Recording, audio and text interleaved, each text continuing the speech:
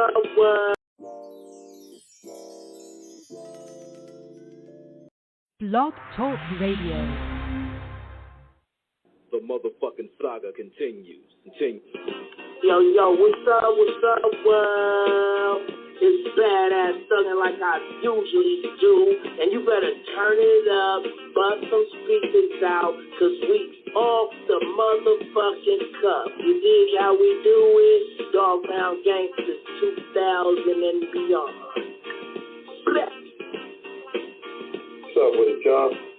Man, don't change that down. This your player partner, the legendary Cocaine. And you tuned in live to Off the Cuff Radio. Better not touch that down. Yeah, this is Cassidy, the hustler. And right now, you listening to the Guillotine. Show them the respect they deserve, man. Off the Cut Radio, man. Y'all already know how they doing it, man. I need y'all to stay tuned. They've been doing it for years, so show them the respect they deserve. And you heard it out of bars, mouth. Easy. Keep it moving like this. Yo, this your boy Rampage. You're not rocking with the best. With Off the Cuff Radio. Classic. History. Fix your face to all you haters. We off the cuff, baby.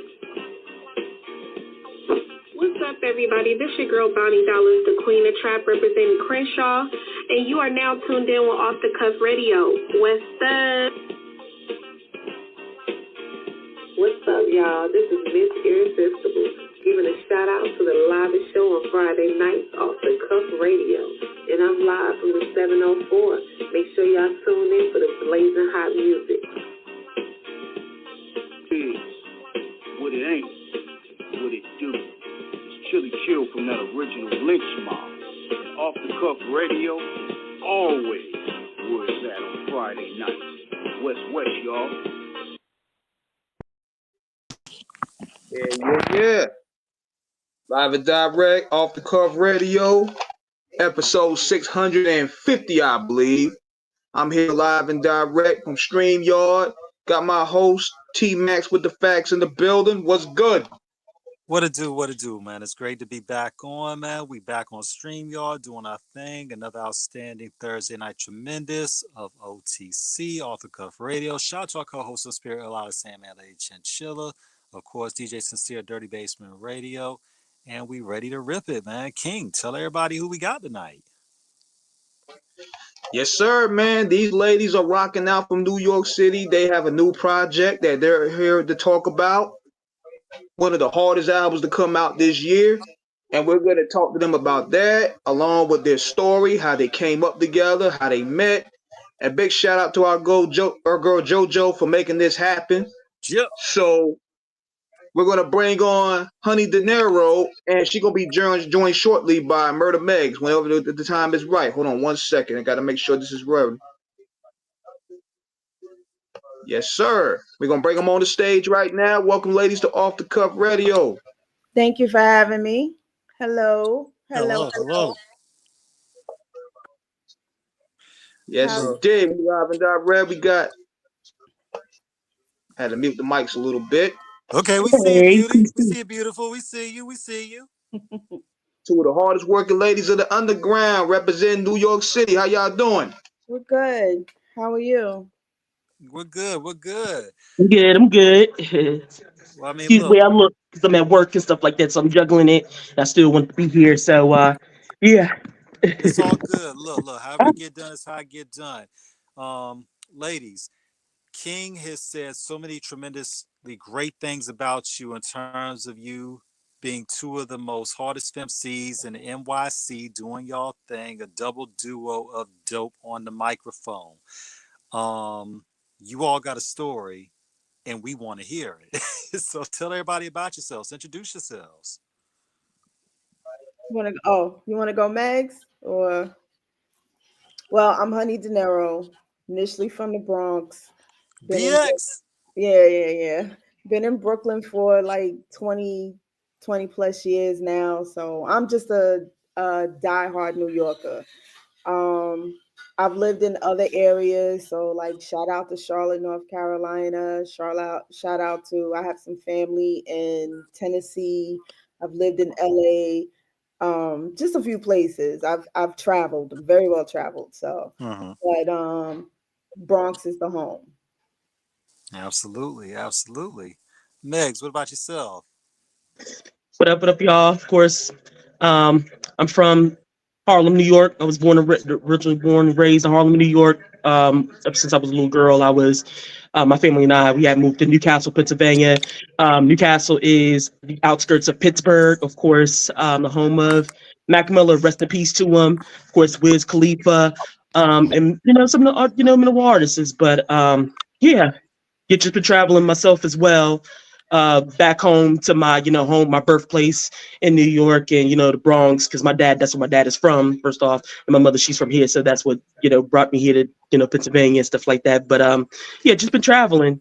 Yeah, making beats, still making beats and juggling with work and school for medical assistance, and yeah, just to get something in the back, so that way I could have like contracts and all that other stuff like that. But just busy stuff, personal stuff, and music stuff, and just juggling it, Man, living look, That's life. dope. look. I mean, it's all NYC, everything in terms of, I mean, Harlem. I mean, the Bronx. I mean, a little bit of Brooklyn, LA, and everything. So, I mean, look, we got a little bit of what Crown Heights. We got a little bit of 125th. We got, Lenox. We got Soundview, Fordham Road. I mean, look, so it's a little bit of everything. Um, Obviously, you both are well versed in the art of rhyme in terms of with the dope dialogue. Uh, who were inspirations for you both that inspired you to start rapping? And in terms of becoming skilled at it, how did that bring about the coalescence of you two uniting like super friends to bring the super, ends on it? I would have to say, my inspiration comes from my family.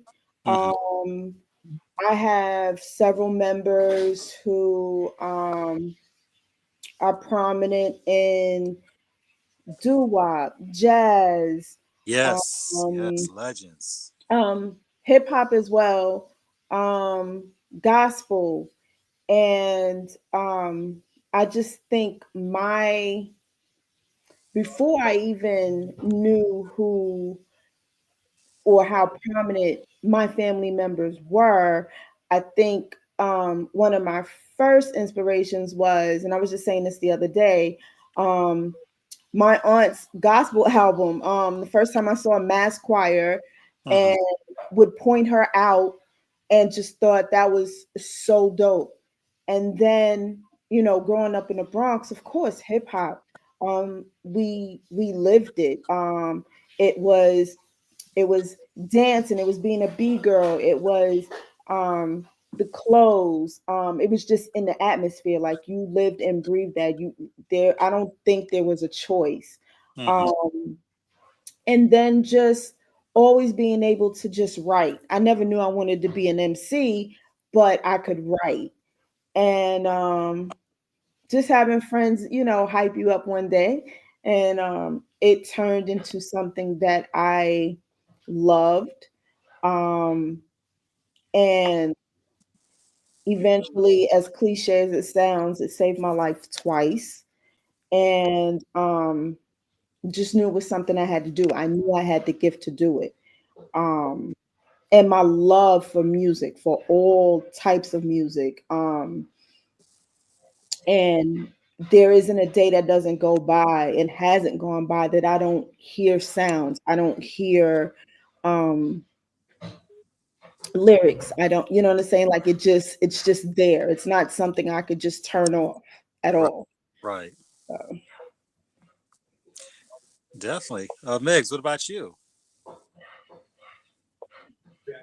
Me, of course, living in Harlem, my dad, he used to collect like records, going to Brooklyn and going to the Bronx, collecting records, a lot of reggae, a lot of, jazz, blues. I mean, everything he could collect. My mother, she was also, a music head as well, listening to PM Dawn and Natalie Merchant and, just like contemporary and all the other stuff like that. And of course, he was buying drum sets, not drum sets, but like uh, drum machines and samplers, SP 1200s. He never carried an MPC. he just always had his, the SP 1200 and the JS30 by Roland and the Boss like 202. So he's been collecting machines. Him and his buddies would come through and either DJ. And of course, I live next door to a DJ, so I've been surrounded by that stuff pretty much all my life up until we moved to Pennsylvania, and we still did that. And I finally got my hands on it at the age of like 8, going into 9. As far as like making beats, and just been surrounded by music pretty much all my life. Definitely. And like you said, there's an intrinsic link coming from New York because, of course, 1420 Sedgwick, where hip hop first started, and in the Bronx. So it's definitely something that's rooted in you.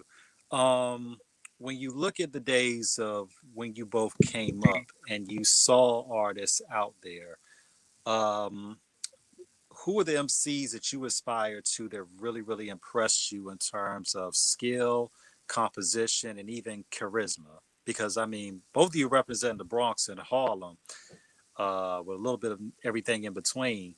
I mean, we talk about that. You got guys like Cameron, Black Rob, rest in peace. You're talking about French Montana, KRS, Big Daddy Kane. It's the list is endless in terms of, that's just a short list. I mean, MC Light, Salt and Pepper, it's so many.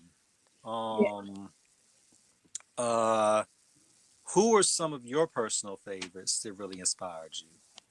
I think earlier for me was MC Light, a finesse and sequence. Definitely Big Daddy Kane. I remember what was extremely important to me was getting that cassette tape, putting the tissue in it or popping the little tab on it, and recording recording when hip hop came on, Kiss and WBLS, and listening to Red Alert, and then sneaking in the parties. Then a pivotal turn for me was Lauryn Hill, Scarface, Biggie, Nas. I'm forgetting someone really important to me, but those were the main ones that I was attracted to, and helped fuel me to take it further than just writing. Got you. Yeah, I remember a former best friend of mine. We listened to a big song like all day long. We had to learn the words, and we would just rewind it, write it down, learn the words, rewrite it, and just till we had it down packed. And I was like, I can do this. I grew up in Gun Hill projects, and my best friends, we had this group called Forever So Fresh. And that was the days of, I think I was like 15, and those are the days of the lottos with the changeable lotto symbol. So like the color would change, you would change it to the color of your clothes. Right. And biker shorts and t-shirts and the 10-cent letters. And one of my best friends was Taro Hicks. So she would sing. Okay. Yeah, she would sing, I would rap, we would all dance. And that was our summers in the Bronx and Gun Hill. And not at the time really understanding what fueled me then, but later on realizing that I had this immersed energy that that's where it stemmed from. And then finding out who my family members were that are influential in hip hop just made it even better. It made it sweeter. So absolutely. Yeah, especially when you're studying the greats like that, that's where you can see and feel the energy coming throughout, because when you studying guys that took time in their craft, whatever it be beat making or whatever it be putting their bars together, it's going to reflect on y'all. Yeah. Iron Yeah. sharpens iron indeed. I mean, and it's definitely. I mean, you know, you mentioned Terrell Hicks. I mean, for those that are not familiar, you know, of course, she was in Belly. She was in A Bronx Tale. You know, a renowned actress and singer. Um, And top, I'm sorry, her sister was Deatra Hicks, and she sang mhm, in Mama I Want to Sing, and that was like the biggest thing at that time. So mhm. to even see and know of Taro making that that change, from her sister, it was inspiring, very inspiring. Absolutely, Megs. What about you? Me, of course, Gangstar, grown up with like DJ Premier and Pete Rock and Kid Capri, like of course like most of the DJs, because like I said, my dad was a DJ and I got more in depth with it. But it was to the point where I was gonna get ready to write rhymes and I was rapping for a minute. Even though I was in school and I asked my teacher for a composition book. And there's two and three of them, and I should be doing my work. I should not be writing rhymes and doing it, doing other what I'm supposed to be doing. And during lunch breaks, I was writing and all the other stuff like that, and still making beats at the same time. But I was just only making beats. I like to, it's something about being behind the boards and actually working, um, and recording, just recording people from around the way, and just being this producer sitting back and just being hands on with it. But as far as like my inspirations, of course, DJ Premier, Pete Rock, The Alchemist, of course. Um, who else? Marley Marl. Um, oh my goodness, I got plenty more, many more, plenty more. As far as like growing up, saying, you know what, how do they do that? How the hell do they do that? So I finally got to see, how my dad did it and how they did it, and I finally I'm doing it now, and I'm doing it too. So And I yeah, mean, those are my personal favorites. Not my favorites, Now, but my inspirations. definitely. I was gonna ask Megs this from creator to producer. Like, what was the first form of beat machine that you used? For me, it was the MPD 24. Even though I've used many other things, because my dad was using it, and I started messing with it because it was fun. But when I got my hands on it, of course, I used the the Akai MPD 24, and I hooked it up with FL Studio, and I made it work. If I made it work, I started downloading shit from LimeWire, and I knew I knew how to get around it, because like I said, living in a small town, living in Newcastle, you don't have a lot of resources. If I was still in New York, I probably would have got my hands on many other drum machines at a pawn shop somewhere, and went to like a record store and collected many records. But yeah, living here in Newcastle, you don't have any resources. You would have to order things online and look at little pawn shops, for like records or thrift stores, get your hands on certain things and try to make it work. Yep. And that's the core of the culture in terms of hip hop being something that it was born. It was an outlet for Black and Brown people of a marginalized society, well, being marginalized in American society, to find their way for expression as such. You being ladies, especially, definitely is more substantial, because when you look at the founder of Sugar Hill Records, Sylvia Robinson, of course, who they produced Rapper's Delight. When you look at the ladies that came along the way, when you look at like MC Sha Rock, Roxanne Shante, the Mercedes lady, you know, of course, I'll bring into, like we said, the aforementioned MC Light, Queen Latifah, Salt and Pepper. Hmm. I mean, the representation of women in hip hop cannot be understated, because while it is a street culture, that everybody lives in the street at one point or another, depending on how you get it, there has to be expression from both sides, because everybody's journey in it is diverse and as rich as the history and the culture itself. Um, how did you both meet in terms of realizing you both had a shared vision and a goal in terms of what you want to accomplish in that expression? So we met through the Bad Seed. The Bad Seed found Meg, started working with her, and he said, "Yo, we need to get some work from Megz, and the singles that we were putting out were very successful. And then what we did was we realized that there wasn't like a female producer and a female MC collaborated on an entire project. And so because the singles that we were putting out, people were like gravitating towards it, we decided we had a signature sound. Like we were in such a synergy that we had to do a whole project. And then Megz is like the sweetest person, so it made it easy to work with. And she understood the assignment. Sometimes it's hard as a female MC to get proper production, or at least for me. Right. When I started out, I knew that in order to be heard, I had to have the hardest beats. So I had to have the same beats that these gentlemen had, and I have a heavy voice at that. So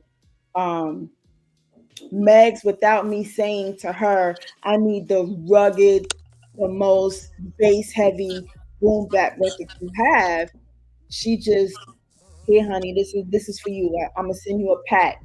And what led to HDXMM was she sent me an 8-pack, and all 8 of the records I love.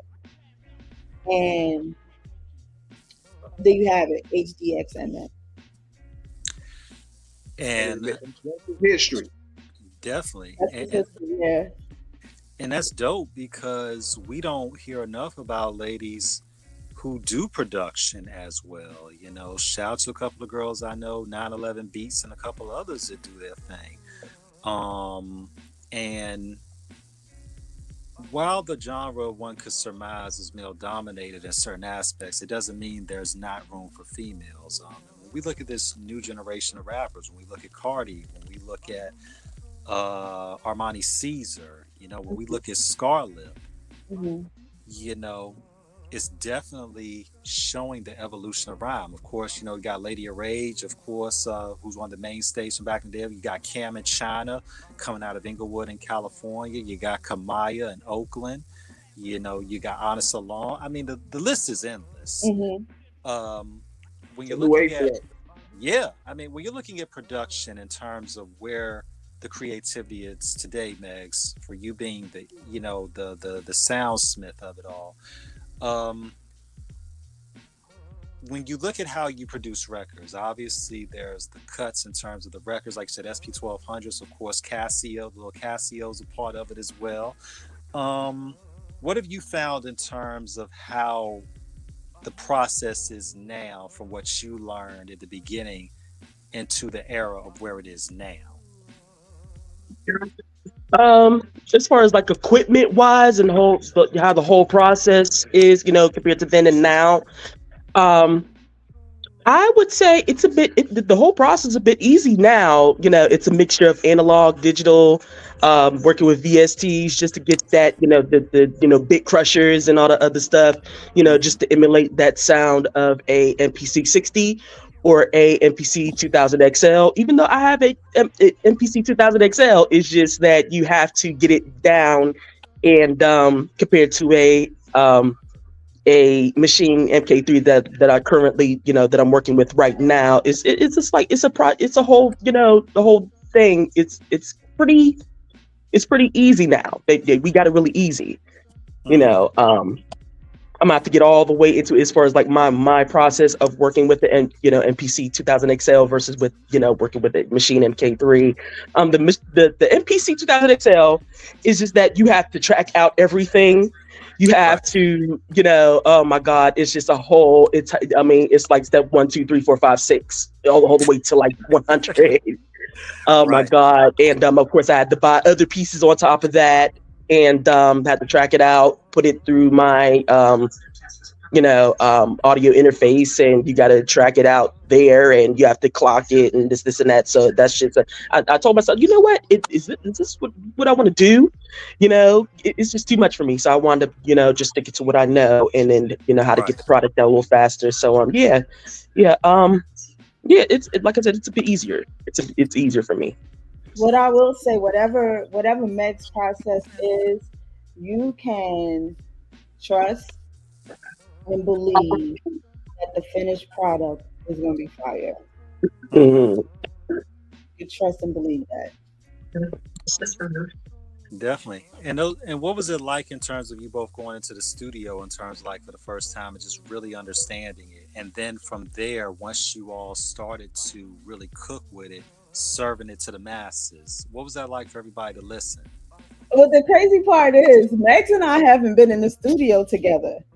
It's all been, she'll fly me a pack. I'll sit with it. I'll begin to craft around it. I might hear little nuances that we add to it. Then I'll be like, Megz, what you think about this? And she'll give her opinion, and then we know we have a record. Once the nuances go in, once the vocals are laid, the drops are put in, and the finished product, like we have such a creative, we're so in sync creatively that we don't really miss. We put it out, and they love it. And that's dope. And how has with the new project you guys dropped, how has the fan reception has been so far? It's been well. It's been extremely well. It ended up becoming an act 1 and act 2. It was supposed to be the original project and then remastered, and then with a couple of records added to it, so like a deluxe album. But then, can I curse? Shit happened. Sure. Yeah. Shit happens, and so we went with an act 1 and an act 2. Act 2 is almost done. Gotcha. And so I was scared at first because I knew the vision I had for the deluxe album. And so to hear the feedback that we've been given, I'm like, wow. And I did not know that we had a fan base like that. So to hear someone give a reaction to Act 1 and say they heard the first album. This is an EP, but we heard the first album and it's fire, and you can guarantee it from Act 1. And then to hear someone else say, I can't wait for Act 2, it's like, okay, it made me really realize that we have something special. I mean, I knew it, but it confirmed that we have something special. Now, when you both started on this, was this considered to be more of a mixtape project, or was this from the onset going to be an album project? It was supposed to be a deluxe. It was supposed to be the first HDXMM that we put out in 23. It was supposed to be a couple of bonus records to that.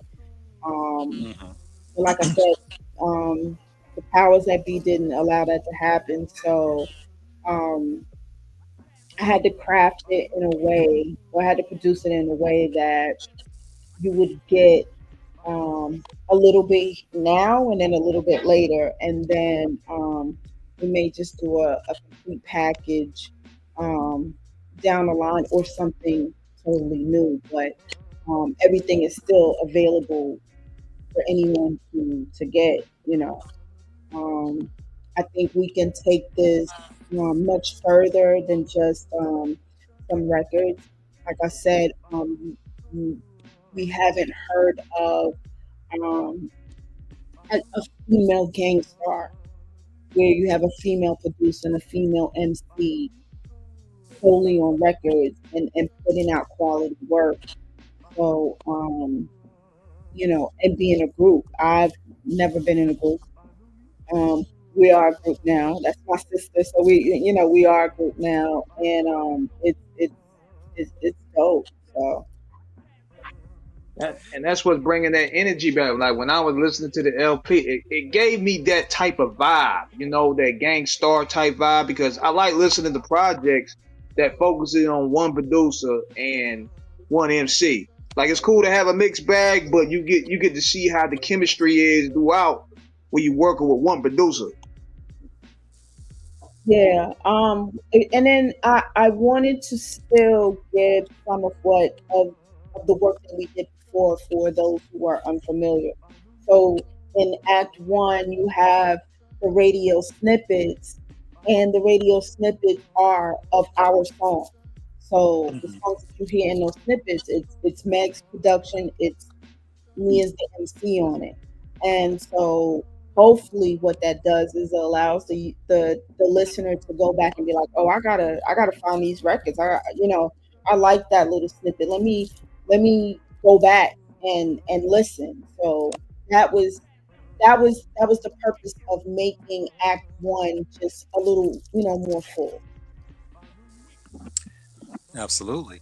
For you being women in the industry, how important is it for you to break those stereotypes, especially in terms of what is considered the prevalence of shit, we just got to call it what it is, whether everybody's calling it thought rap, in terms of where, of course, where, and this is no shade, this is just the subgenre that everybody's naming, but when we give it names like Ice Spice, of course, Sexy Red, Glorilla, which they have their audience in their own way. But a lot of times people don't expect real lyricism,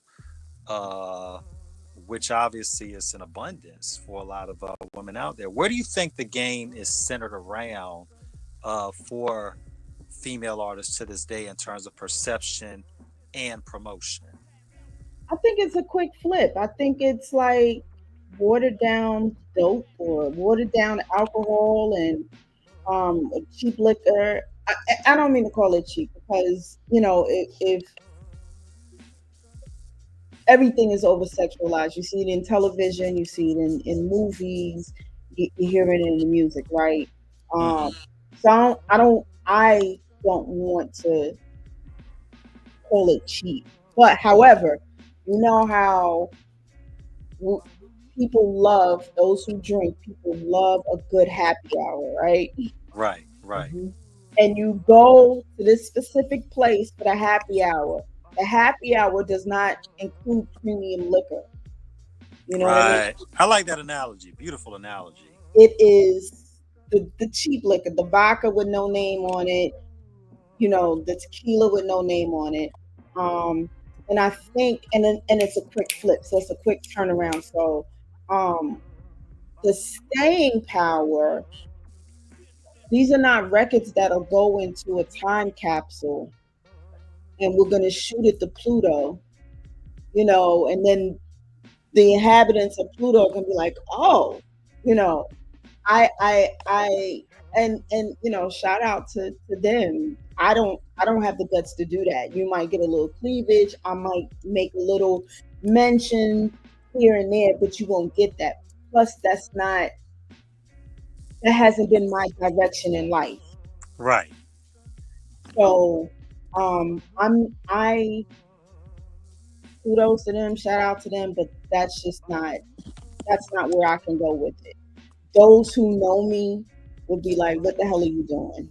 Like, that's not right. true. Right.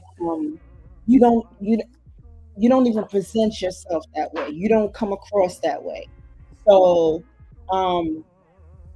where that may be the thing to do, and I know some who do it, and I know some who do it, and that's not even their way. I guess get it how you get it. I can only get it how I live it. So, and then it goes back to this. I have too many prominent people in my family who are musicians Right, who, right, who, who will snatch my behind up, although I am all the way grown. They will snatch me up. So there is a responsibility for the lineage of my family. So although some of my topics are a little risque, I really was in the streets. I really had a moment where, I felt like I had to sell drugs or I had to do this. And they are aware of that. right, Um, right. but to be anything else, especially what they call hoe culture, that's not me. I would fight before I do that.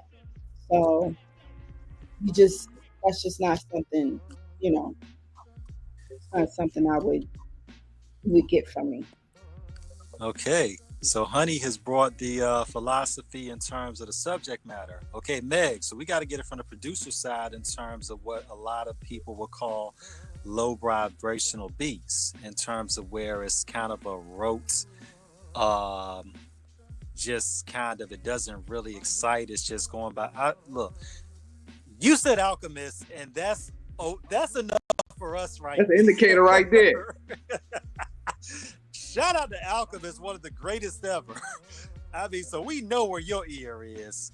From the production side, Megs, where do you think a lot of the beats are? How do you think a lot of how do you feel about how the beats are produced today in terms of the sonics, in terms of the beat patterns, the rhythms, the effects of it, the highs, the lows, the trebles, the bass, the overall aesthetics of it? I can't really trip on it. I really can't really front on it. I mean, trap beat as far as like trap beats and drill beats and stuff like that. I mean, Mm-hmm. it sounds dope. It sounds pretty dope. It's just the person that put the lyrics on it. It depends on the person that they for like example like a Chief Keef or one of your trap dudes today. Um, yeah, like I said, I really can't because I'm older now. I kind of get it. I kind of understand. Um, I mean, I don't know what to say about that. But like I said, it's pretty dope. It's pretty cool. I like the melodies. Some of the drums are pretty cool, and yeah, yeah, I really can't, because it is what I mean. It's sellable. It's sellable. There's a thing called capitalism. It's Yeah. just something that needs to be, just like you said, a quick flip and go. It's like you go into like a McDonald's or you go into like a Wendy's and you can get a quick meal and then just go. Other than going to like an authentic Mexican restaurant and have your stuff served to you and cooked or a home style, restaurant and stuff like that. So it's just capitalism. That's how these labels want to make their money, then but just go for it, but I used to stress about stuff like that as far as like the beats and the lyrics, for today, the rappers as of now and stuff like that. That was something that I had stressed of, but I said, what, it is what it is. It's going to be something every 2 to 3, 4, 5 years. There's going to be something. It's going to be an Ice Spice, or it's going to be a Sweetie, or it's going to be another, Glorilla. It's always going to be something every 5 years. And yeah, yep, that's the label's decision. That's what they want to put. That's what they want to do. But as far as the beats, I have no hard feelings about that. Because like I said, they sound pretty dope. You still have to make what you like, right? Mm-hmm. Right. Drives you Yeah. and fuels you, and something that you'll listen to over and over and go 10 years down the line and listen to it again, or something that maybe you could play for your kids that they might not be able to get with the lyrics, but the beat is something that'll drive you. The beat is something that you'll bop to, right? So you'll this real music. It's cool. It's all right. It's not my age group or whatever, but I could bop to it. I can't get with the lyrics. I don't. It's way too. It's too much. I thought Mystical was a lot at one point until Man. Until like I was living in Atlanta at the time, and I forget the name of the album, but the one song put my dick on the track, right? And Yeah, that was a Tarantula. That was Tarantula. That was, I believe, 2000. I was high, Yeah. and so I was able to hear, and I thought, okay, cool. But the drill, when you say low vibrational, it is. It's a little, But then even like I was speaking to my little sister today. Some of Glorilla stuff I like, but the other girl, I can't get with her. Sexy Red, I don't. It's a big turn off. Yeah, I can't get with that either. That's just too over sexualized. Now you're just putting it all out there. Bad enough we had Trina and Kia with my neck and my back, and now some of them are going way too far, and you're just going to the nitty gritty and putting everything out there. My friend Like, and I we just got to talking about that, but yeah, oh my goodness. imagine you don't leave enough to like. Okay, so when you out in public, you're one way, but when you're in your house and you want to drop it low and you want to twerk and you want to, shake your, whatever. If you got a stripper pole in your house, that's different. Right. It Right. for the public, for mass consumption, for everybody. That's not everybody's business. That's not everybody's. It's not for everybody. So I think with us, we make what we like. We make what if we weren't the ones creating, we would listen to. And energy is felt. I remember doing early in my career doing Maria Davis. And Maria Davis, you couldn't curse on the stage, and so many people have gone through.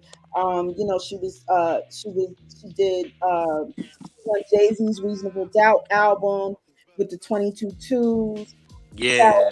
Lunch, Lady that I was talking on it. you Yeah. there, life things, you could not curse on her stage. And when you perform, even to this day, when you perform, she will cut your track and you have to perform to a live band. So so her stages are like training camp.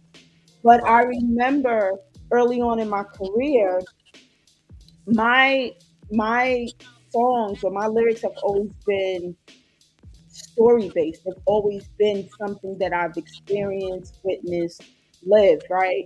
And I remember this older lady, because she keeps an older crowd, but this older lady said, I don't really like rap, but I felt what you said.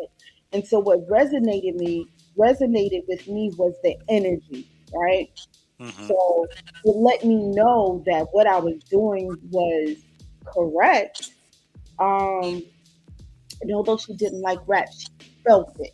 So she heard the pain, and I remember vividly what song it was, but she heard the pain. She heard everything that I felt that I put into that record. So it comes down to, again, for me as an MC, for Megz as a producer, you make what you like, you make what you feel. To do anything else, it's not gonna resonate with people. It's gonna be like water on oil, you know. Um, and only those that like water and oil that don't mix will accept it, or or like it or whatever. But I just think to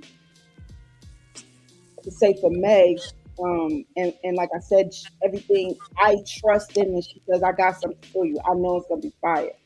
She just has that. She has that know-it-all of what sounds to put, what drums to use, what sample to chop up, or crate digging, and she just, it's a natural thing that she just has. And part of it is in her blood. She gets it from her father, and just her love for the craft. Yeah. Two element commentary for myself about it, because what you both said of in terms of the female rap and what the beats are, brilliant analysis by both of you in terms of what it is. When we think back to like what you said about going back early about a lot of females, when we think about when we first in the 90s with Foxy Brown, with Lil Kim. Kaya would come as well. Trina would come later. This was more of where when we think about it, it was still a level of, because when we go back to that 90s and 2000s era, the element was so different in terms of the music. Hip hop was still a phenomenon that was still blossoming. The internet hadn't really blown up yet. The only social media back in the 90s was for Black Planet, and we're showing our age with that one. So, but there was still a vibe.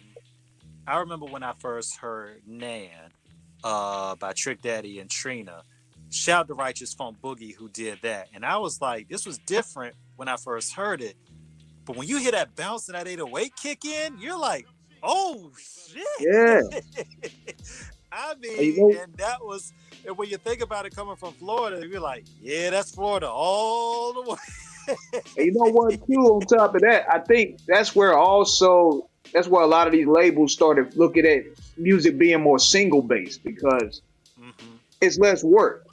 Like back in the day when we listened to the albums, they had to craft albums together. They had to put stories together. It had to be a concept. Right. As soon as they found out how to just market singles, they figure, hey, it could be just less legwork. We just put a single out, let it do 1 million. We could shelf the album. But at that time, and then remix the single. Right. And then remix it, yeah.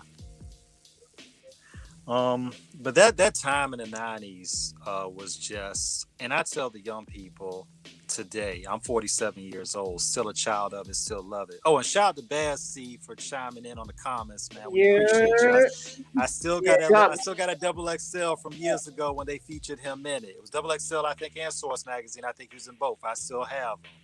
Yeah, shout out to Ill Out of Sandman live in the chat, man. He want to know where can they find y'all music at? Sandman, what it do? So on Bandcamp, Honey Dinero, bandcamp.com, or bandcamp.com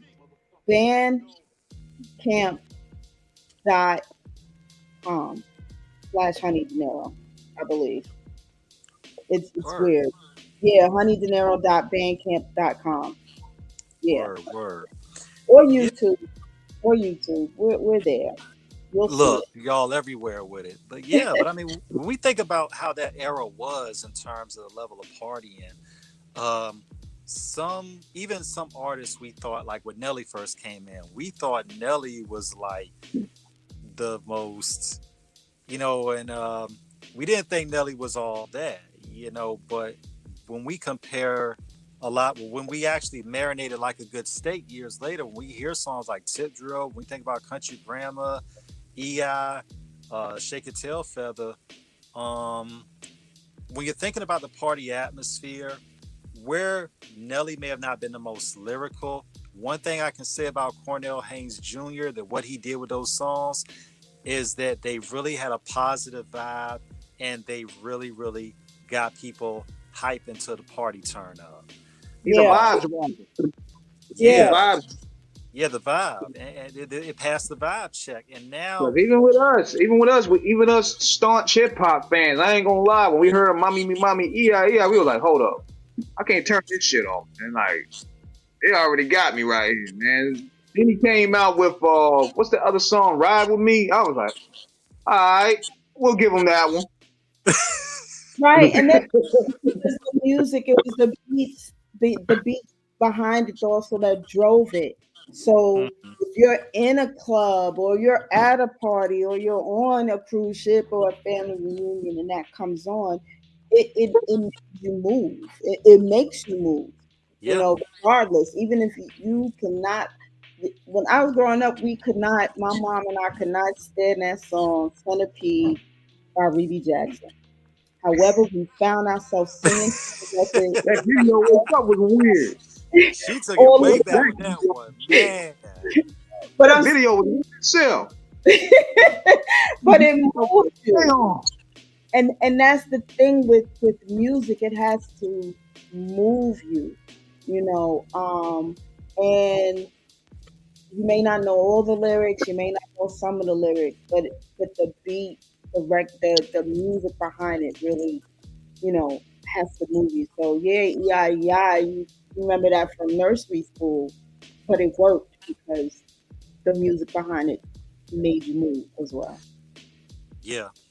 And when we look at that time over 20 years ago, you know, it was really a positive time. You know, there was battles. I mean, even with Jay-Z and Nas, but of course, we never felt like it was ever going to escalate into anything. That was the most biggest one. I think after Rest in Peace to Big and Pac, everybody kind of understood the implications of when you trade insults on wax. Mm-hmm. But the 90s and the 2000s was really one big party when you think about it. I mean, when you think about what Cash Money gave us, when you think about what Jigga was giving us, even from the hardcore streets, um, when you think about guys like Cormega, Lakey the Kid, Mob Deep, Bad Seed, when he was making his runs on the underground, you know, Loose from New Jersey. I mean, it was the mixtape era was just bananas in terms of what we were hearing. I said all that to say because it's changed now because the music is so. There was a rite of passage you went through during that time to get your stuff on mixtape. Shout out to the OGs like, you know, rest in peace to Mr. C, Ron G, who am I missing? DJ Clue, DJ Tupac. Mm-hmm. Yes, and oh man, they so cute. Cutmaster C, can't forget Cutmaster C and all them. You know, and there was a rite of passage you went through before you got your shit out there. Even when the South was making it come up in the mid 2000s with Jeezy, Gucci, all of them, Slim Thug, you know, there was still, you had a legitimate buzz you had to have before you got out there. And now what we're having, while we love the means of being able to put out music independently, the problem is it's become overabundant and the subject matter has really become a lot more of drugs, murder, and it's like you don't have enough people on the post because think about this: it's like we gotta have certain people that understand not only street culture but within hip hop music as a part of the post. When you got people that's a part of the post that understand just analytics, but they can't tell you nothing about rhythm or structure or dance or none of that, it becomes a problem. Therefore, they only know what sells. Right. I think it's also problematic too, y'all, because it's what's being pushed. We've said this on many a show. There was a balance when we were coming up. You had your party rap, you had your gangster rap, you had your commercial rap. You could pick. The DJs had the freedom, which is the duty of the DJ, is to break records and to let the people decide what it is. We're going back at a time where corporate interference was not like it is now because the corporations own the radio stations. Payola was considered a bad word. But what do you do now when you have the corporations that own the radio stations that are in bed with the record companies? And then they give the DJs a playlist that they have to play from. We did not take care of this culture. Speak on it. We just didn't take care of it. What was a necessity to be expressive through dance, through art, through lyrics, through clothing. Like this was what we lived. It wasn't I'm gonna be hip hop today, or I'm gonna be rock and roll. We lived it. We didn't, once capitalism took over, once the 90s and the 2000s turned into, we're making millions. We did whatever it took to make the money, but we didn't care for it. And so as a result, what you're seeing now is, like I said, that cheap liquor. Everybody got a brunch service, bottomless mimosas for an hour or for 90 minutes. drink till you're drunk. Once that's over, get up, the next person sits down, bottomless mimosas until 3 p.m. and then now you gotta pay. And so those with substantial, those who are substantial, now they're gonna come after 3 p.m. because they want to sit for 2 hours. You're gonna have a table or a party of 5 people. They're gonna spend $700. They're gonna enjoy the music. They're gonna enjoy the atmosphere, and it's nothing. But Hmm. from 11 to 3, turnover is like that, just like that. And it's cheap liquor, and we're gonna throw you out in 90 minutes. And if you're drunk, we're gonna lock you up. You're gonna get out, and you're gonna come back. And now everybody has that. So we didn't take care of this culture. We didn't take care of something that we crafted. Oh, I could just do it again, or I could just get more of that. You know, um, when you was a kid, you had to thing. You took care of your sneakers. You know what I mean? Right, right, You right. washed as soon as you took your sneakers off. You washed the laces. You had the toothbrush. You had the soap and water, and you sat there and you made sure that them sneakers was white or whatever dirt and stain. You might not have even been dirt on there, but you made sure they were clean for you to wear them again. Now we gonna throw them in the corner because I got another pair of Jordans. I got another pair of Nikes. I got another pair of Timbs. Yeah, it's You, become disposable, and that's the yeah, problem. And I think when we look at that era, um, because we kind of saw the first iteration, and on off the cuff, we are never out to insult anybody. That's not what we do on this show, but we speak it from a perspective of how we interpret and understand it. When you look at artists like Soldier Boy, when he came in, when you look at that era of the snap rap with Shop Boys, the Franchise Boys, um, it was an era of where we saw, I mean, even with Young Jock, what is it in Hot Style when they did the song Looking Boy, you know what I'm saying? It was like it was a song that caught on for the time, and it's hard to believe it's almost been 20 years since those songs first came. But it's like now when we see that era, it was like they never sustained it. And we're seeing that even more now with a lot of artists coming in where it's a flash in the pan, but it's not that fire that's going to keep burning.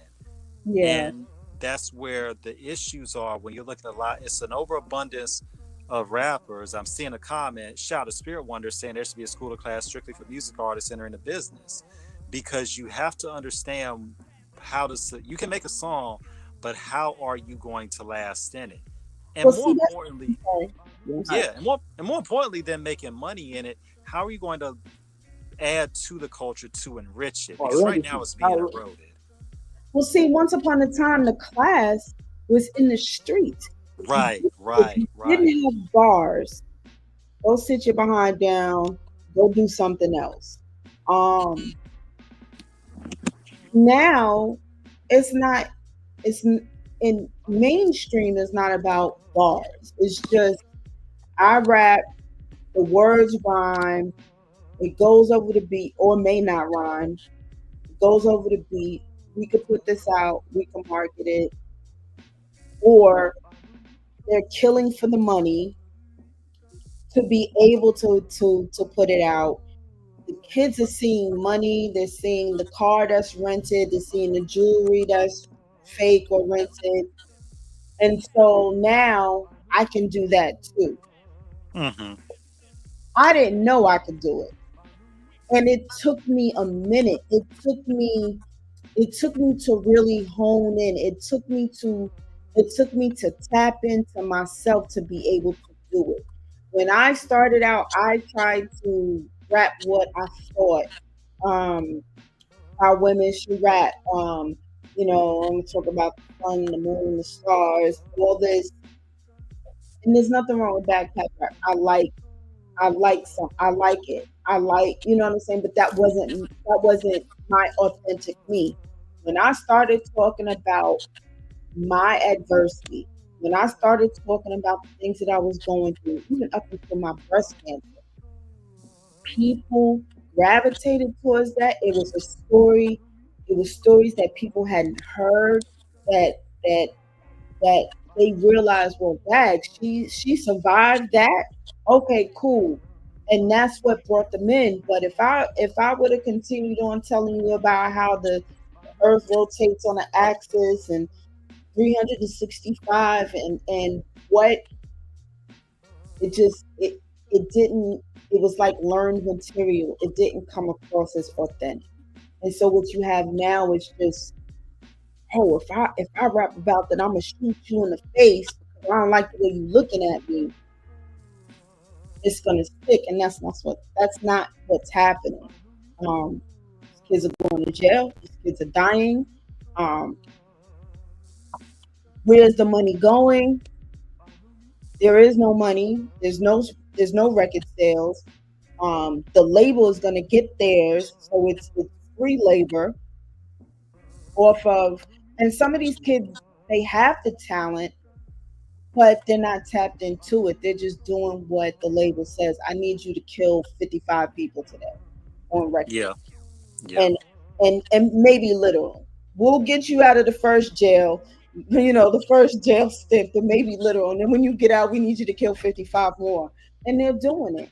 And it's ridiculous because these kids are dying at an alarming rate. And then they just wait for the next one that's gonna come in with the Draco and shoot everybody up or cause this ruckus, get locked up for these guns or get locked up for these drugs and still be owned. And then the thing that the labels have recognized is that, oh, we can get insurance policy. Insurance policy is in the contract. So you're worth more to me locked up or dead than you are making the records. We're gonna touch on that in a second. You mentioned about you battling breast cancer, and that's a triumph in itself. That God is good that you survived it.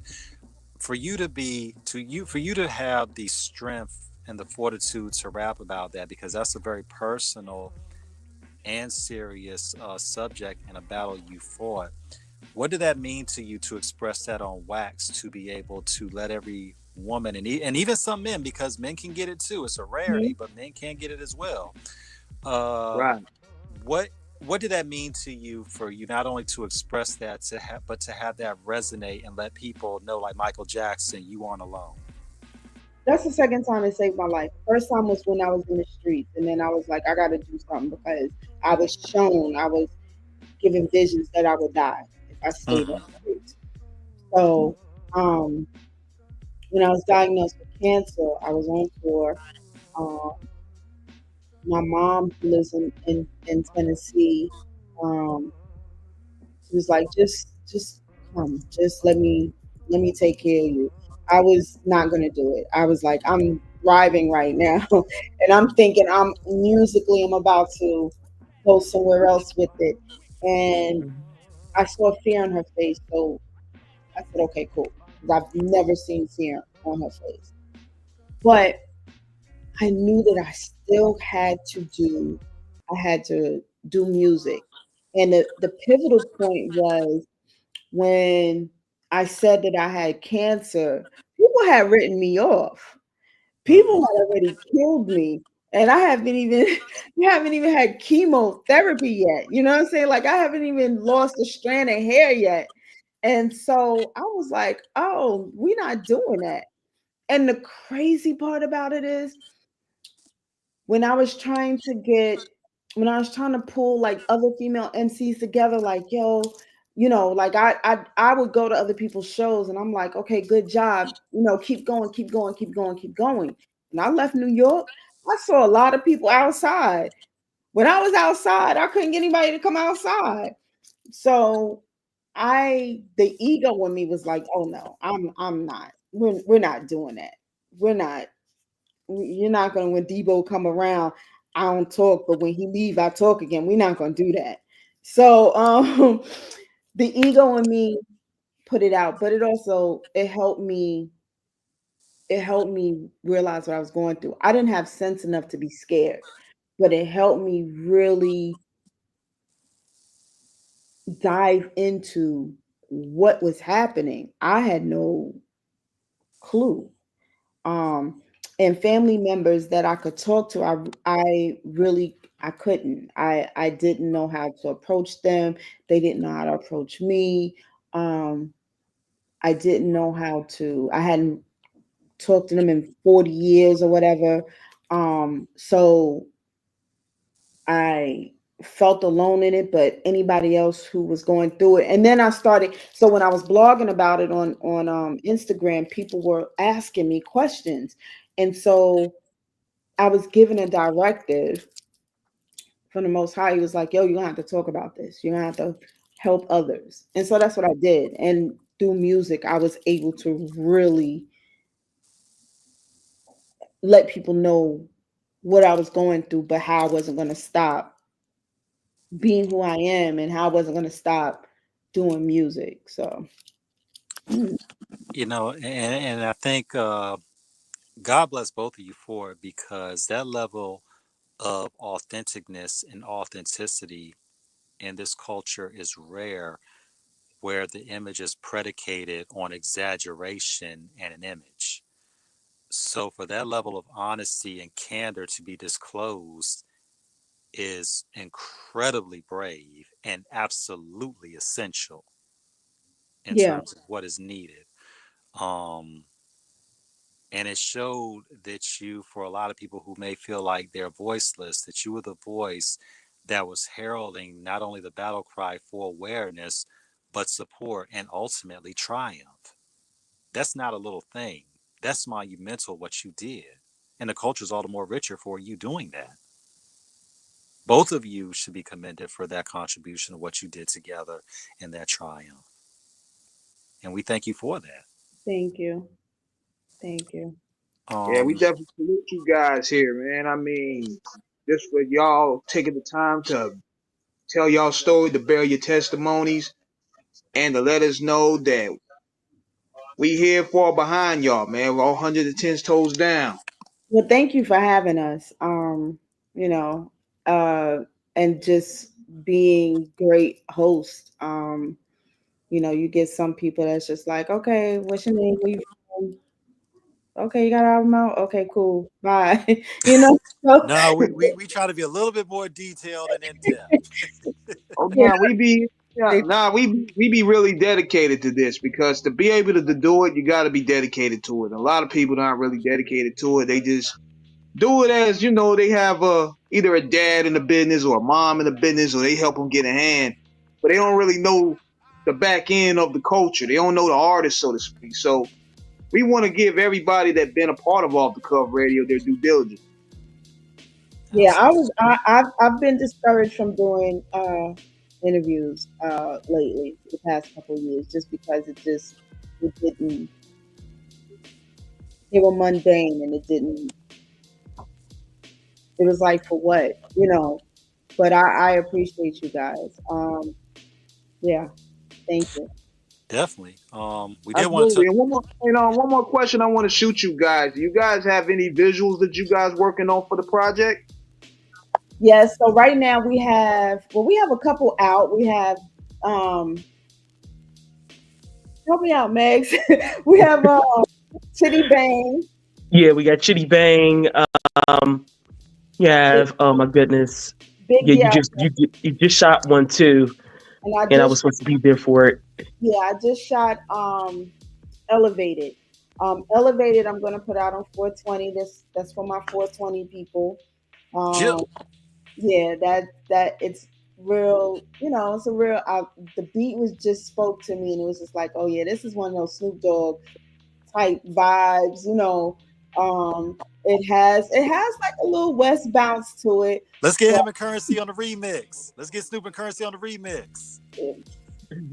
make it happen, Captain. Make it Pull happen. them strings. But yeah, that's in process right now, so I'm gonna have it ready for 420. Okay, okay. Mhm.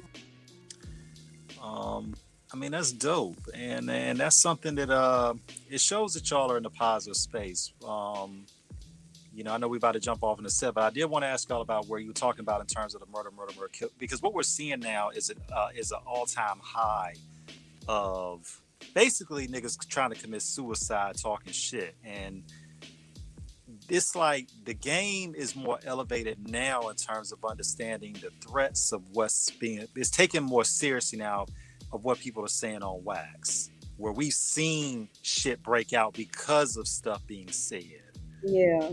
And I think a lot of young people really don't understand the weight of what you're, what you're trying to bench press before, Right. People lift those tools and they start letting them hammers fly. Yeah. It's like it's become a thing now to see who can we talk about on wax. And my thing is, battle rap is one thing because we look at KRS, we look at Kool Moe D, we look at shit. I mean, there was even who else was it? MC Shannon, KRS. I mean, we look at Ice Cube and NWA. There was dudes that didn't necessarily like each other, that they didn't rap, but there was issues in the streets that, like, even with LL and Ice-T when they had their little issue.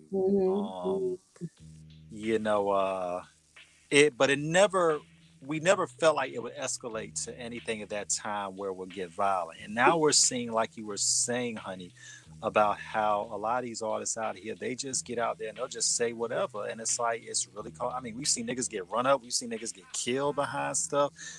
What do artists have to understand in terms of the power of those words, the power of life and death in the tongue, and just most of all, showing respect to each other, and what happens when there is a lack of respect? There's a couple of things. I've said this a lot, that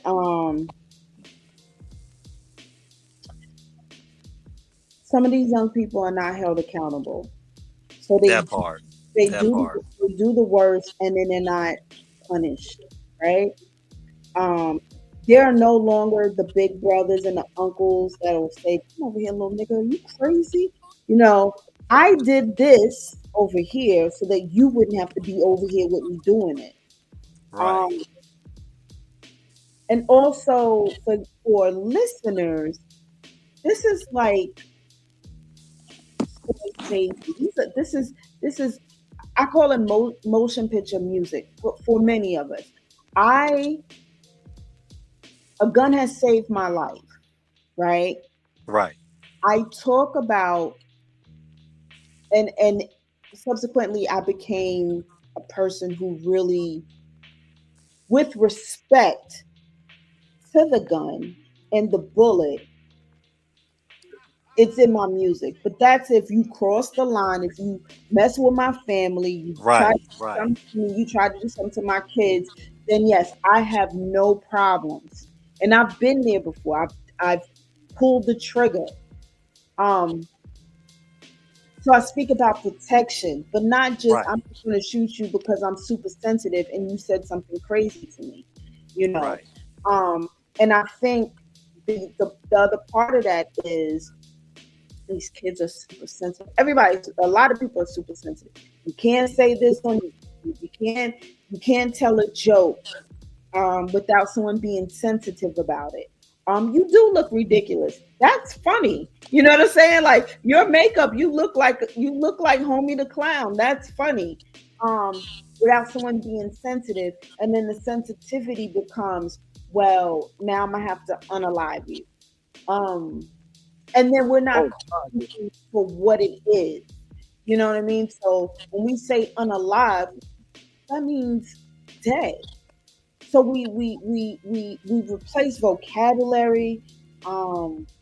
Everybody's super sensitive. You can't say this. You can't say that. I'm sensitive to this. I'm sensitive to that. I just read where a pastor had married this woman, and I guess they hadn't had premarital sex. Come to find out, she wasn't a woman. She was born a man, and he unalived her. Was he wrong? Yeah, maybe for taking her life, but could he have choked out? Maybe, because you didn't tell me you was a man. You know what I'm saying? So we're in this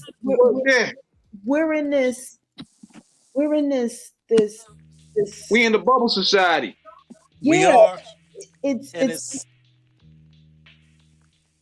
Yeah, we in the bubble society where people feel They can't be said. Nobody can say anything about them. When they feel they want, they feel free to do whatever they want without any consequence, without any reaction or chain reaction. But I think And it also don't the work that way. Like you're not gonna sit there and get on a platform and talk about me, but when I slap you back, you want to cry to the authority. It don't work that way. Right. There's a big reaction to everything. Right. Megz, how do you feel about it? How I feel about it. It's just to the point where you can't laugh no more. You can't have fun no more. It's just like you know, like your mama jokes and all the other stuff like that, and you would just be laughing and dying out your socks. You can't do that no more in this, you know, especially in this generation, because it will just take your life, like unalive you, just for no reason whatsoever. And it is sad that we just live in a generation where you can't do anything anymore. I think it's you're just taken literally. And Yeah, so And yeah, it spilled over into the music to where these kids feel like they have so much to prove. No, prove it on wax. Prove it. Prove it in the music, and it's not literal. It's figuratively. I will bar you to death, right? Or I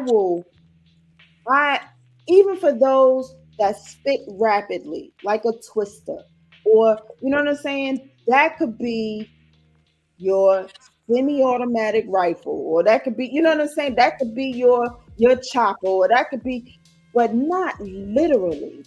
You know, we all know that we will protect ourselves in any way. We all know that we're a society of, if you try to do something to me, I'm gonna do something to you first, right? Because we want to stay alive or whatever. But these kids are literally out here drilling for the record, to be able to say what they're doing on record. Shout out to Spirit Wonder, what he's commenting on about the recent situation with Tay K. Because for those that don't know, Tay K, obviously after being convicted a couple years ago and he's serving 55 years, he's being on a second trial now for a separate murder case of robbing a cameraman for his equipment. And to basically make a song about it, The Chase, where you literally are taunting the authorities about you literally being on the run and eluding them. I'm gonna drop my take on it. What we're seeing now is a situation of where when we're gonna get serious with it. When we look at a level of gang culture that has come into it, shout out to a lot of Bloods, Crips, and Pyrus we've had on the show. We know in real life that we talk to off air, people really from it. And when we look at it, especially from the West Coast, where it really, really became a big thing, we can say this on Off the Cuff because this is documented facts, so we're not saying nothing that is hidden. We know about DJ Quick being Treetop Pyru. We know about MC8 being, from Tragnew. We know about Game being from Cedar Park Pyru. We know about Uncle Cocaine being from 357 Crip and Pomona. But those were ties back in the day of, if you were in a gang, people who, if they listen to your rhymes, even if you had it in your, and even if you had it on your record cover, there were hints of it, but it was never necessarily explicitly said, because the streets were a situation of, if there's really some funk out there, we gonna handle it there. What we've seen now is a proliferation of gang culture, where we're having more and more artists, whether authentic with those ties or not, who are putting it more out there. And because of social media, it's once again about presenting that image. So now everybody's the biggest gangbanger. Now everybody's got this set. Everybody got a whole bunch of hitters, and we gonna do something to you if you say something we don't like. It's all romanticized, and it's all exaggerated in terms of, until somebody gets killed behind this and somebody goes to prison behind it. See, what happens is this: the difference between these guys now and these guys back then. See, those guys, they focus on the music because they wanted to get away from that. Right. They wanted to get away from, like, okay, I'm gonna prove I'm the best rapper. I'm gonna prove I'm the best producer. You got guys that haven't lived 1/3 of that lifestyle. I'm talking about they like island boys. I'm talking about they like the Jake Pauls of the world. You know, suburban. They live on the internet, so they see street culture as something like an adventure, and they want to jump out there and experiment with it before they find out it's not really fun. Word of Tekashi 6ix9ine, Rat 9, by the way. And you see how that story came out. Yeah. Shout out to Sean Sotero on that dummy book, because he broke down the dummy boy book, because Sean Sotero, we had him on the show as well a couple years ago. He broke down that whole history with 6ix9ine in terms of detailing that whole thing. And like King said, that was a situation that 6ix9ine got out there trying to gain credibility from the streets, and he found himself getting in something way too deep he wasn't ready for. Mm-hmm. And a lot of people, Umar Epps from in too deep. He got in way too deep. Mm-hmm. Yeah. And gangsters who wanted to be gangsters remained gangsters. Those who wanted to get out of the life, they did whatever they had to do to get out of life, and they didn't cross back over. What you have now is just I'm gonna be a gangster on record, so I'm gonna be a gangster in the street. And we know some people out there that are really with the shit, you know, on both sides, on the mic and with the streets. But the thing is, by the same token, I tell anybody, I mean, and we're not casting aspersions or nothing. We're not saying, you know, he did it or whatever. One thing about it, when we look at the situation with Sauce Walker, you know, has never communicated threats in terms of it. But, you know, when you listen to the song Casper, he's not talking about anybody in particular. But when he got that hook, ride around with that folded disaster, try to touch the sauce and send you out of space like NASA, talking off that tough shit like I won't get at you. Pussy nigga think he can't get shot. You ain't Casper. I mean, and Sauce is a fun-loving dude. Shout out to the Sauce father, you know. And he, you know, the only time I heard Sauce get real busy is when he dissed Future on Mask On. That's all. It's like everybody have their limits. It's like everybody have their limits, but they're gonna keep it with their music. Only people that are like musically inclined, they have no choice but to let their street rep do the talking. Yeah. But you know. We almost about to sign out a little bit because I want to go ahead and save this stream up so we can chop it up and do all that. Part 5, part 6, part 7, part 8, part 9, part 10, like Vlad and them be doing. Chopping it up. We're gonna have part 39 up there by the end of this month.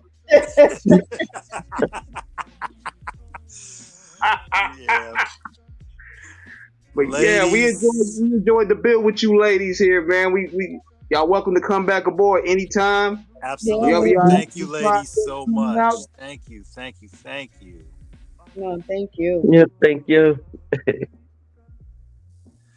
So on that note, we're about to sign up out of here. We're gonna be back here tomorrow night on Off the Cuff Radio. Same StreamYard time, same StreamYard channel. Big shout out to JoJo for making this happen. Absolutely. Yes. And Salt and Pepper, that's the shoot record. Salt and Pepper. Shit. Yes. Look, ladies first, like Queen and Moni Love said. Absolutely. Yes. Thank y'all so much. Until next time, we out. All right. Peace. Peace.